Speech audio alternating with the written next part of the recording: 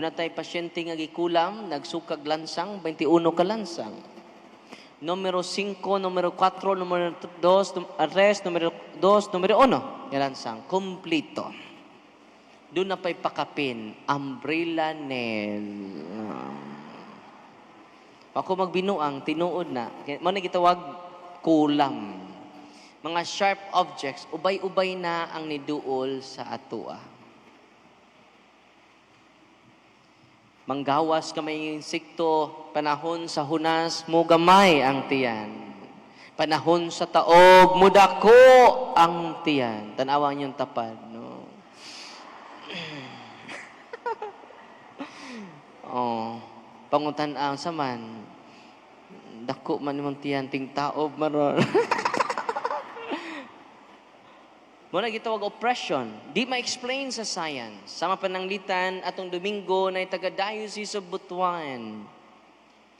Ilang anak, 20 years old, nagsakay silang pick-up. Luyo sa pick-up, dunay dako kayong oxygen nga tangke. Dako kayo. Nya dito sa luyo sa ilang pick-up, dunay foam. Aron mo higda siya dito. Kay 6 months, bedridden na siya. Tungod sa grabe nga kasakit sa iyang likod.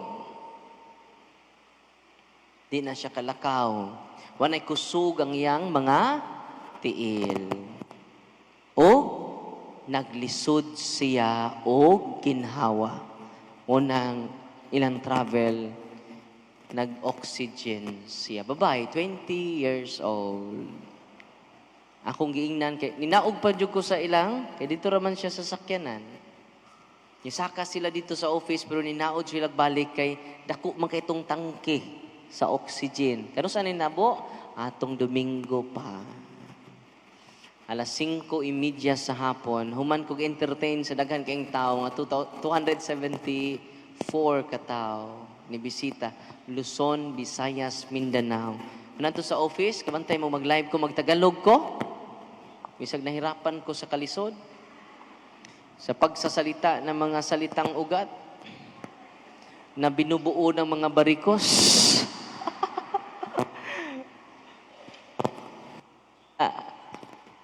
Naog ko, pag naog na ko, gingnan ako ang dalaga, day, mangumpisal ka. Dawata si Kristo, ang sakramento niya. Hilugon ka na ko. Santiago 5:14, kung doon ay masakiton ka ninyo, ipatawag ang pari, aron siya magdihog og santalana. Nas Biblia, tanang masakiton.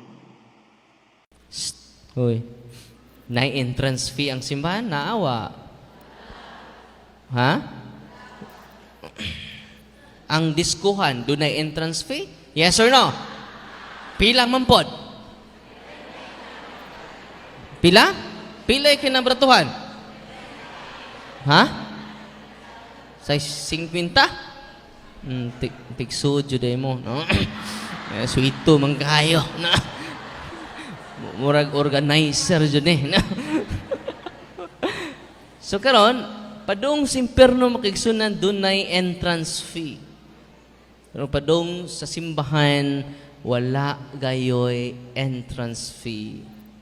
Mingon ba si Father Herbert nga sa Kristan, bantay nang wa muhug sa sibot sa Kristan. Ganon, Father. Di na to pagkanoon sa lawas ni Kristo kay tihik na. Saan sa may ito'y pagkalawat ni Father? Bukog ni Kristo. Aron mabukog ng mga tihik na nagko. Wara pa maimpas atong retablo. Sik kalawat o pa maimpas to retablo. Ato nang paimnon sa kanon sa dugo bukog ni Kristo. Mingon pampare na wala. Puna nga aron maimpas ato retablo. Oh, unsa may inyo baligya dito baboy, kanding. Sapader, baligya jud ako kanding. Kasud juga sa langit dayon. Ngano man di ka attach sa imong kwarta nga minilyon sa bangko. Amen. Tanawa God, unsa may nindot kaayo nga image nga gihimo ni Kristo. Ang image nga gihimo ni Kristo, mas maayo pa, makasulod pa, ang usa ka kamilyo makalusot pa sa lungab sa dagom. Kita na mo kamilyo? Asay kadako, ikaw o kabilyo? Uy, kadakos kamilyo. Mura o paar ko sa kamilyo. Yung saon man eh. Uy, uminaw mo. Lisod ko no pagsulod sa gingharian sa langit, mas sayon pa sa usa ka kamilyo nga makalusot sa lungab sa dagom. Nakasabot man na. Aron basabtan to ebanghelyo, balik ta sa historical context. Dito dahil sa Jerusalem, doon ay main door, doon na po'y an eye of the needle. Kaya na an eye of the needle, pultahan din na. Di na dagom ka ng dagom ninyo nga na muna kag suksok dito sa ibong tanod na apo, no, hindi ko kasud, apo, isud. Dili na mong daguma. Kaya ding an eye of the needle, it is a door. Ngayon nangyawan ako, Darwin, hunong na mo grosaryo. Maluoy ka na mo, Darwin. Sakit ko ayo, Darwin. Kinasakitan, Darwin. Hail Mary, full of grace. The Lord is with you. Iba mo, sa Ministries of Exorcism, dinhira ko na higugma sa rosaryo. Sawa pa ko ma-exorcise, asa ko mag-rosaryo. Bisag pari na. Kapoy, misa na bitaw ko. Naghan bitaw ko misa. Yang misa bitaw, the highest form of worship. No? O nang di na ko mag-rosaryo. Pero karon na-exorcise ko, ganahan na, siro, Hail Mary. Ganing yabaan ni Hail Mary. Pray. Mga kabatanunan niya din ni karon. Pray the Holy Rosary every day. Our Lady of Guadalupe. Kung wa mo taas kita anang duwa sa kuan Mobile Legends, sa na mga games ninyo nga ikabuangan sa cellphone, pila ka oras, no? ML, Dota. Rosaryo jud. Kining bayhana mo nang gitawag siya Guadalupe. Kaya ba mo nga nung gitawag siya Guadalupe? Makunik na sa Genesis 3:15. Ang kaliwat sa bitin mupaak sa tikod sa babay. Unsa to? Ang kaliwat sa bitin mupaak sa tikod sa babay. Ug ang kaliwat sa babay mutunob sa ulo sa bitin. Unsa means Guadalupe? Crossing the head of the serpent.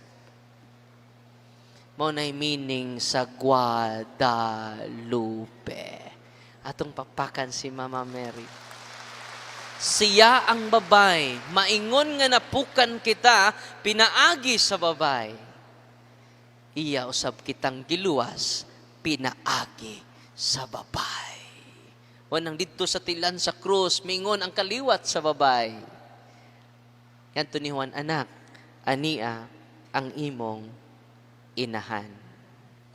O mingon sa siyang inahan, babay. Natuma na. Crossing the head of the serpent, ania ang imong anak. Representing John, kita man ang tinubos ni Kristo, mingon si Kristo na to, mga anak, ania ang inyong inahan. Babay, ania ang imong mga anak. Kinsa ramang tinuhuan na karon mingon niya, Mama Mary. Kinsa ra?